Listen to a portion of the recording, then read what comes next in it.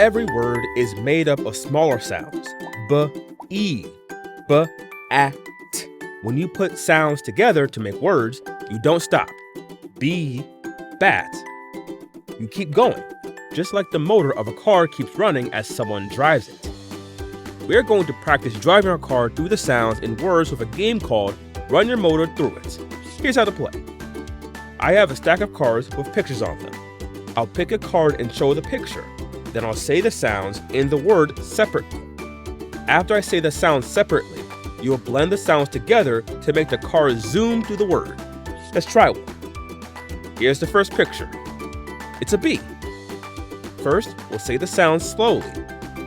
B, E. Now, let's help the car go faster on the road. Say the word faster this time without stopping. B. Nice. Let's try another one. The next picture is a bat. Let's say the sounds slowly.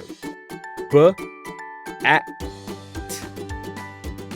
Now, let's make the car go faster. Say the word fast without stopping. Bat. Ready for another? The next picture is feet. Let's say the sounds slowly. E, t.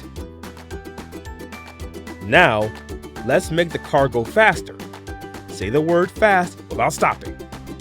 Feet. Let's try one more. The next picture is sun.